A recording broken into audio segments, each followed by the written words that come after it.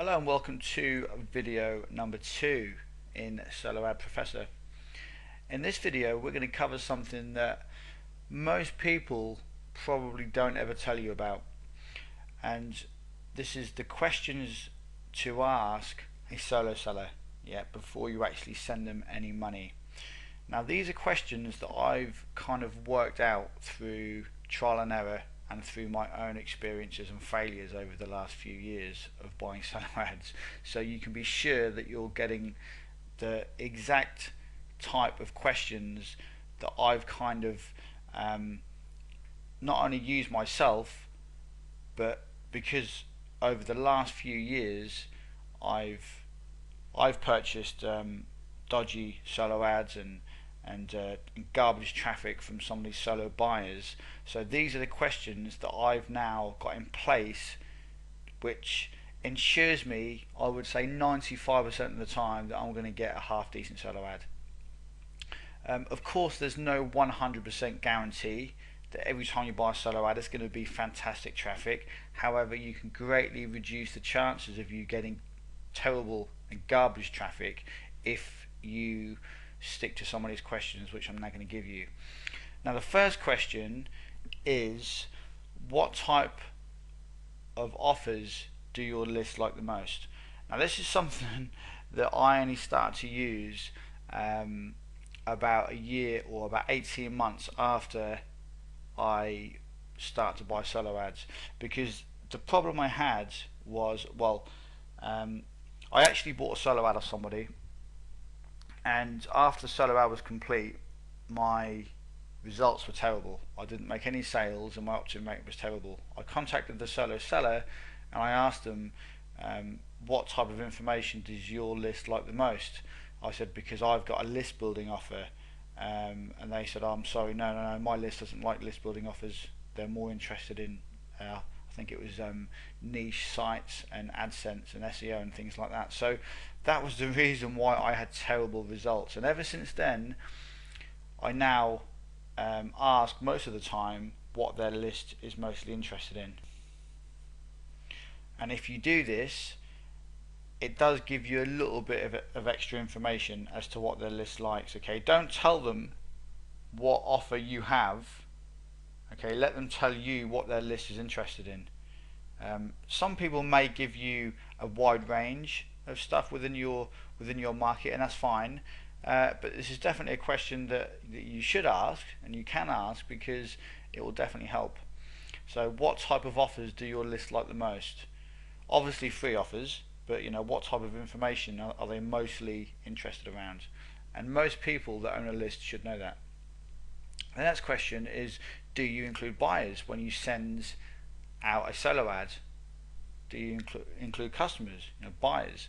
And this is important. I mean, they could just lie to you and say yes we do, but they don't, or or vice versa. But it's still important to ask some of these questions, because it's not only important with the answer they give you, but it's how they answer you. Okay, this is another thing which we'll cover at the end of the call, or at the end of this video. The next one is, what countries is your traffic from? What countries will I be getting traffic from? So that's another important one, because if you're trying to sell a product and you only want English speaking countries, then obviously you're only going to want US, the UK, New Zealand, Australia, Canada, places like that. It's no good you getting traffic from places like Africa and India if you want English speaking countries to see your offer. Okay. Next one is, what's your product you sell so that you have buyers on your list? Yeah. Or the other thing you can ask them is, what's your squeeze page? What is the squeeze page that you use? Now some sellers may be a little bit cagey when you ask them this, and this brings us on to what I brought up a few moments ago about, it's not all about what they say when they reply to you, it's how they answer your questions, it's how they say things, because this is a big one. If they start to get really cagey and really funny with you and to say, look, I'm not going to give you any of my pages, You've got no right to ask me any of that, and people start to get really funny, then a lot of the times I just walk off. Because if they can't even give you their squeeze page or their sales page, it's no secret. At the end of the day, what you sell online isn't a massive secret, okay? Because thousands of people will end up seeing it at some stage. So it's not a massive secret. The people that start to get cagey with you and start to say to you, well, I'm not going to give you my sales page, my squeeze page, any of that, because I'm going to let you into all of my secrets, how I market online, is complete rubbish. That's just complete crap. Okay, most of the people which say that won't even have a sales page or a squeeze page online. They may have a squeeze page, but the reason why they won't give you the squeeze page is because when you opt in to test it out, okay, it may just go through to another squeeze page, and this is what a lot of solo sellers do. They don't actually sell anything. They just build their list from free offers, from squeeze page after squeeze page after squeeze page, and they won't actually sell anything. They may use an affiliate product, but the only way they're going to have buyers and customers on their list is if they actually sell their own product. So then they build a buyers list, yeah. Or some solo sellers may not even segment, that they may not even build a separate email list for their buyers and customers, and that's fine.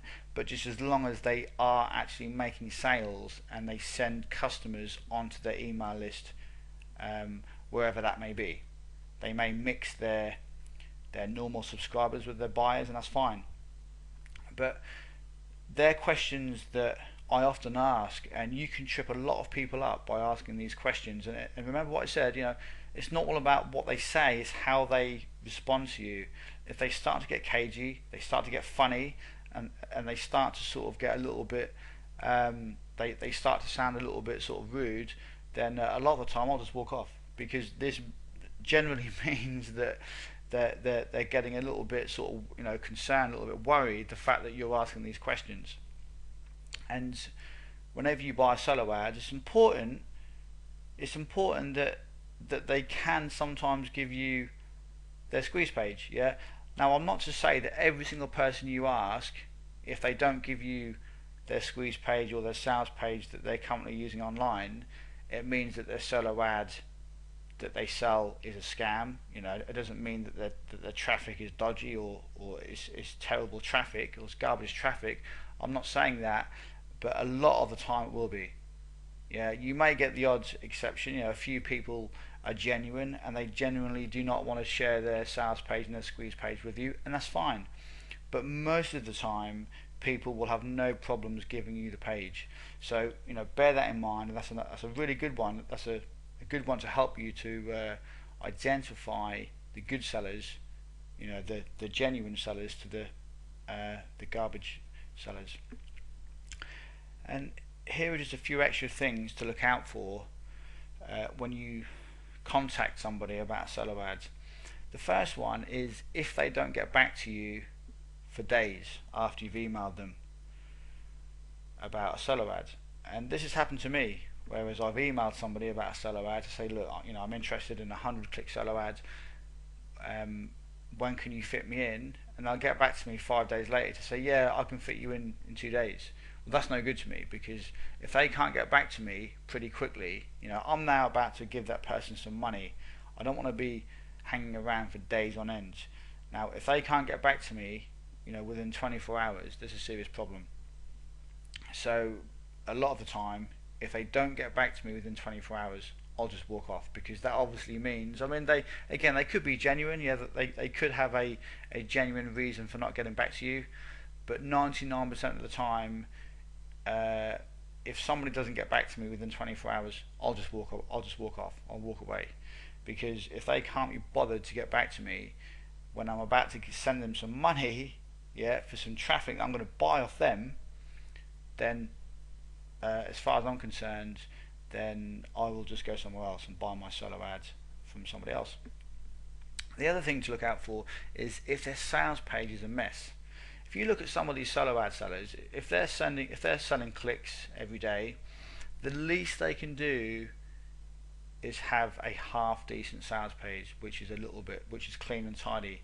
Yeah, if you go to their sales page and it's just a complete mess, it's out of date. There's, the font is completely it's just not proportionate to the sales page, and it's just ugly. It's just everywhere, and the whole page is congested, and then there's links missing everywhere. There's no email address, and there's things missing on the page.